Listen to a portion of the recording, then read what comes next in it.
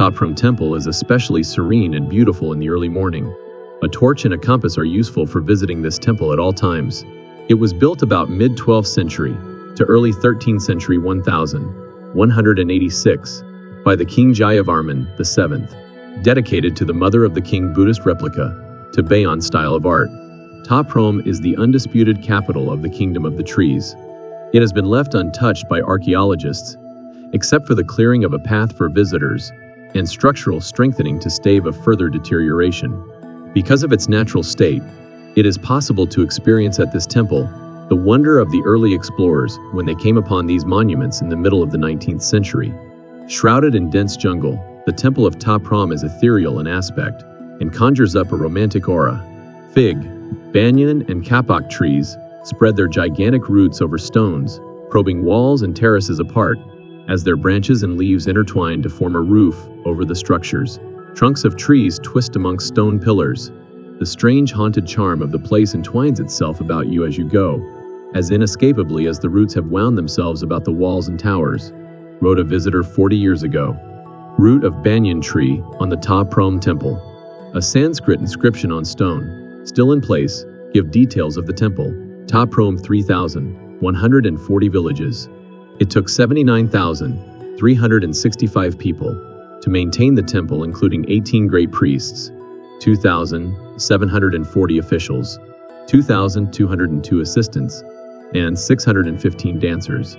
Among the property belonging to the temple was a set of golden dishes weighing more than 500 kilograms, 35 diamonds, 40,620 pearls, 4,540 precious stones, 876 veils from China, 512 silk beds, and 523 parasols.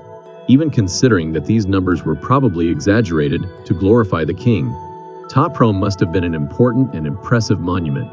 Layout. Ta Prohm is among the largest of the monuments in the Angkor complex. The inscription gives an idea of the size of the temple. The complex included 260 statues of gods, 39 towers with pinnacles, and 566 groups of residences. Ta Prohm comprises a series of long, low buildings standing on one level, which are enclosed by rectangular laterite wall, 600 by 0 meters, 1,959 by 3,281 feet. Only traces of the wall are still visible. The center of the monument is reached by a series of towers connected with passages. This arrangement forms a sort of sacred way into the heart of the monument. 3 square galleries enclose the area. Some areas of the temple are impassable, and others are accessible only by narrow, dark passages.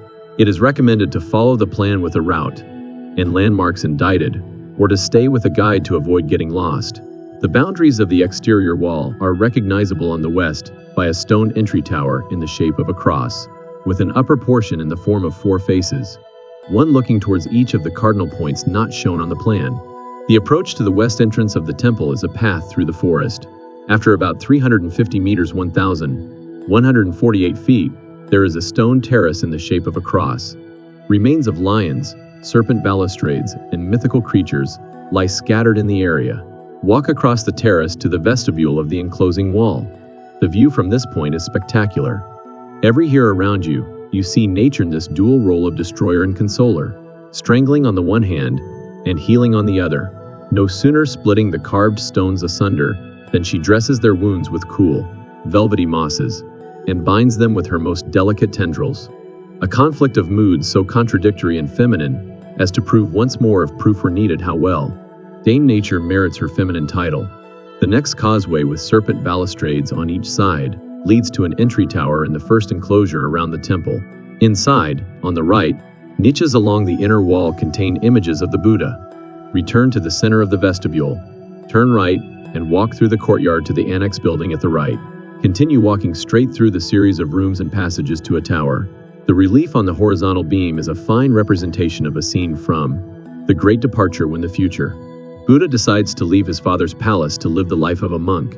The gods hold the hoofs of his horse, so those sleeping in the palace are not awakened. Return to the courtyard and pass through an opening in the wall of the second enclosure at the south end. The roots of a tree grip the double row of pillars in this gallery. Walk to the center of the complex, turn right and enter the entry tower of the third enclosing gallery. The inner walls are decorated with friezes of pendants, scrolls and figures in niches. Turn right again and walk into the central courtyard of the temple. Central Sanctuary. Follow the plan and walk through the central sanctuary, recognizable by its undecorated interior. The stone is hammered, presumably to apply a coating, probably of paint or gilt. Evenly spaced holes in the wall from floor to ceiling suggest a covering of wood, stucco, or metal. Walk across the central courtyard towards the left northeast, and through the door of a gallery that is framed by the roots of a tree.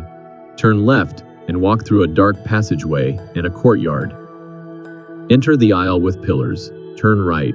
Walk straight between twin towers and to the right into a very narrow passage which houses the inscription of the temple. Return by the same passage. Turn right and continue straight, passing through a vestibule. The false doors on the north and south sides of the large rectangular enclosure with high walls are finely decorated. There are 4 small courts with galleries and pillars. 12. Ritual dances may have been performed in this area. Walk across the courtyard and into the entry tower of the enclosing wall, at the east entrance. It is in the shape of a cross with pillars on the interior, 4 wings and 2 passages on the side. The walls of these passages are decorated with relief. To the left there is a hall with pillars placed close together. They probably provided the base for a structure built of wood. Beyond are small rectangular cells, which surround the exterior of Ta Prohm. One leaves Ta Prohm by a path 400 meters, 32 feet long, leading to the exterior enclosure, where section of the wall are visible. So the temple is held in a stranglehold of trees. Stone and wood clasp each other in grim hostility, yet all is silent and still, without any visible movement to indicate their struggle, as if they were wrestlers suddenly petrified, struck motionless in the middle of a fight. The rounds in this battle were not measured by minutes, but by centuries.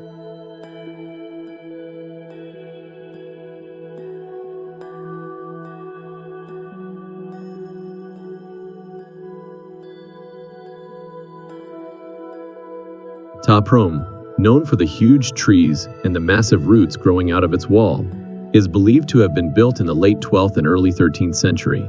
This jungle temple was featured in the adventure movie, The Tomb Raider. Several shots were filmed here. It was founded by King Jayavarman VII as a Mahayana Buddhist monastery and university. Unlike most Angkorian temples, Ta Prohm has been left in much the same condition in which it was found, where the photogenic and atmospheric combination of trees growing out of the ruins and the jungle surroundings have made it one of Angkor's most popular temples with visitors. Rajavihara Royal Temple, as it was originally known, was one of the first temples founded pursuant to a massive program of construction and public works after the king's ascension to the throne in 1908-11 AD. It was built in honor of his family. The temple's main image, representing Prajnaparamita, the personification of wisdom, was modeled on the king's mother.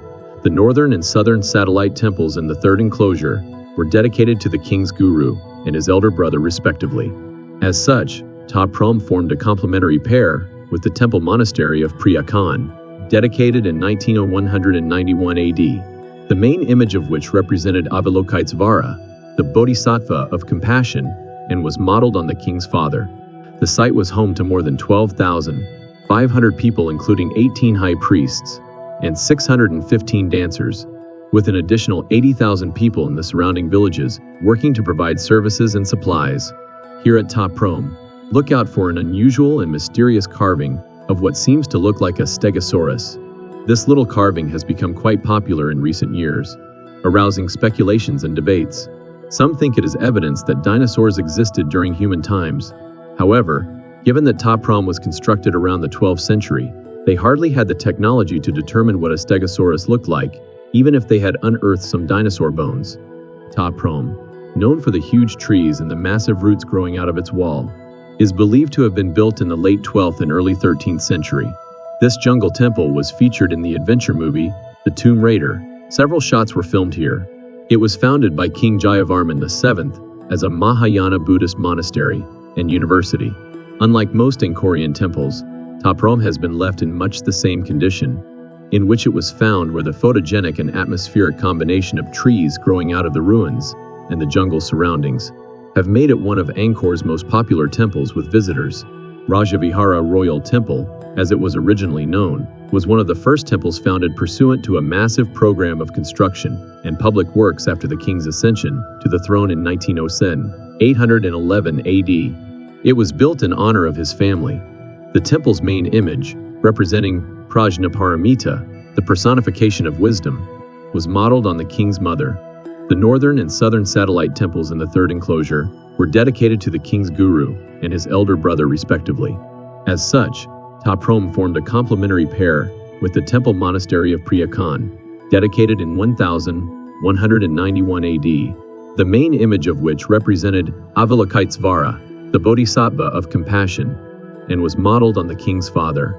The site was home to more than 12,500 people, including 18 high priests and 615 dancers, with an additional 80,000 people in the surrounding villages working to provide services and supplies. Here at Ta Prohm, look out for an unusual and mysterious carving of what seems to look like a stegosaurus. This little carving has become quite popular in recent years, arousing speculations and debates. Some think it is evidence that dinosaurs existed during human times. However, given that Ta Prohm was constructed around the 12th century, they hardly had the technology to determine what a stegosaurus looked like, even if they had unearthed some dinosaur bones. A fascinating journey to the Kingdom of Wonder can make your watch turn back to 100 years ago, thanks to the Angkor complex, one of the famous symbols in Cambodia. These unique cult buildings not only bring the religious, historic values, but typical architecture of Khmer's civilization as well. Among these temples, Ta Prohm is a great example for the battle between nature and man's art. Ta Prohm was built in the reign of Jayavarman VII to dedicate to Prajnaparamita, the perfection of wisdom, which was modeled on Jayavarman's mother. At first, it was known as Rajavihara, monastery of the king, instead of Ta Prohm we know today. According to the inscription on the stele, around 80,000 people, in which more than 2,700 officials and 615 dancers, lived in and around the temple. Moreover, the temple was considered as the health center for 102 hospitals around the land of Khmer Empire. Like Angkor Wat, when Khmer Empire fell, Ta Prohm was also ignored for many years. It was rediscovered in the status of being swollen in the jungle by an European explorer, and this feature made it become one of the most special temples, which can be seen as the evidence to the power of nature. Ta Prohm is a temple of towers, bound by massive roots of huge trees. This impressive temple is surrounded by laterite wall and comprises 260 statues of gods, 39 towers, courtyards, and narrow corridors leading to the center of monument. Because of being abandoned and the effect of the war in the past, archaeologists used to have planned to restore Ta Prohm Temple. However, the big root trees merged into the wall of towers, and temple partly prevented it. Therefore, if you come to visit this attraction, you can get a genuine experience of adventure, since the temple is kept in the state it was rediscovered in the mid-19th century. Ta Prohm can be on the top list must-see temples in Angkor complex due to its stunning structure and the nature support. Built by a Khmer king, the temple is really a typical Khmer-style building. In Ta Prohm Temple, the central sanctuary was surrounded by 5 rectangular walls. The outer wall covered an area of 650,000 square meters. We can find a Gopura entrance gate, which was decorated with the face of Lokshvar in each direction of the rectangular walls. The eastern Gopura led to a terrace ornamented with lions and Naga statues, and the Hall of Fire, where was considered as the stop for pilgrims when they came to visit the temple. The art galleries can be seen in the other inner enclosure. Moving deeper to the eastern gate of the next wall, we can easily contemplate the Buddhist scenes carved on the wall. Covering 100 meters, the fourth enclosure includes a moat, 93 small cells for Buddhist monk, and the Hall of Dancers, which was decorated by carving the beautiful dancers performing the traditional dance, apsaras. Inside the third enclosure are some courtyards, small sanctuaries, and the sculpture of Buddhist. Moreover, in the north and the south gate of the enclosure, we have a chance to visit the satellite temples and a library which the door open to the west. Taking a long walk and pass through other enclosures, we can reach to the central sanctuary. It was remarked with a tower at each of its corners. Like some other sculptures in the temple, some towers were destroyed not only by war, but the power of nature also. The massive roots of fig trees rose up through the stone and temple walls, creating the stunning beauty between the nature and architecture. When the man overwhelmed the nature with their art, The nature caused its effect on the man-made art later. Thus, nowadays we can see the temple lie under the large brach trees, and the big roots seem to protect and keep the shape of the temple. With the historic and art value, the peace and quiet temple was chosen to become one of the settings for the film Lara Croft, Tomb Raider, with a lot of stunning scenes. Reshaped by nature throughout the centuries, the temple of Ta Prohm in Siem Reap province has been attracting countless visitors both from inside and outside the country, who are fascinated at the way the large towering trees that have become part of its walls and towers. However, if left unattended, extensive damage can be done by tree roots and branches, as well as by the large number of visitors who make a point of seeing it when they come to the Angkor Archaeological Park. Kong Sovanarath, Technical Officer with the Department of Water, Forestry, and Infrastructure Management at the APSARA, National Authority, the government agency managing Angkor Park, recently explained how the trees are cared for at the temple.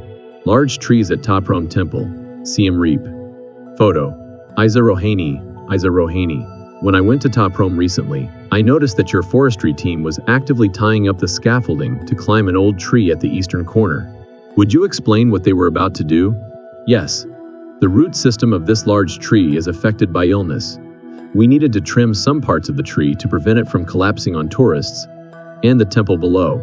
At the same time, some branches were also cut off to lighten the entire tree and prolong its stability as well as life. I have observed your team digging up some portion of the roots. What kind of method are you using to take care of an age-old tree? The team has been treating the roots of a Tetramelis nudiflora, a Southeast Asian tree found from India down to northern Australia, on the eastern side of Ta Prohm.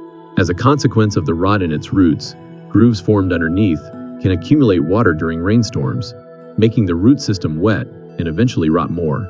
Our team has addressed this by scrubbing the decaying parts, by applying resin to prevent rainwater from getting in. If there is a pothole, we will apply some soil with resin and lime powder in the right amount to fill the void. Beside keeping the water out, this also stops insects from nesting inside. Finally, we also keep a close eye on the situation to spot issues along the way. So how long have you been using this method, and how effective is it? We have been using this method for over 10 years now. For around 12 years, we have been taking care of the eucalyptus trees around the Bayon temple. Before that, local people were collecting resin from these trees for business, and their burning method has caused the trees to deteriorate. Once the practice had been discouraged, the trees began healing their wounds. However, their healed skin is not as beautiful as the original one. Did you learn this method by yourself? We got that method from the Indian archaeological team, who worked on the restoration of the Ta Prohm temple. When applying resin, a desired outcome appears. We also developed our own technique, such as using beeswax instead of resin to coat the soil applied. However, beeswax is quite costly and can melt easily in the heat. Since 2017, I have been curing the eucalyptus trees behind the Bayon temple by filling the emptied holes with coated soil. For 5 or 6 years now, that coated soil has remained more or less in place, unaffected by the elements. At the same time, the trees are also healing by themselves. We keep on recording progress made on a regular basis. Based on its outward appearance, how do you know when a tree needs help? As you can see, almost half of the root system and the lower portion of its trunk have been damaged. However, when I climbed, I saw that the upper portion of the trunk remains quite healthy.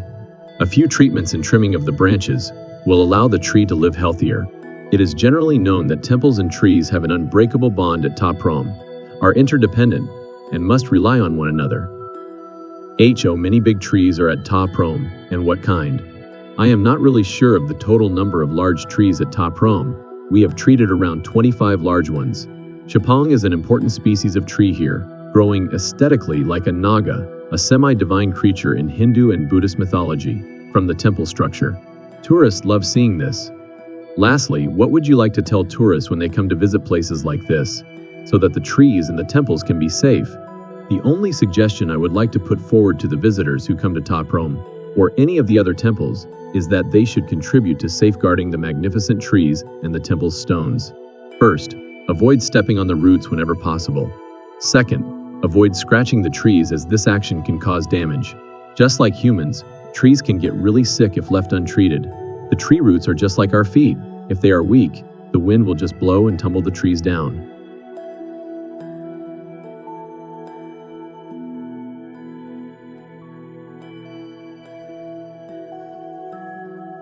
Thanks for watching. Please do like, share, and subscribe. Stay tuned, and for more Vidas.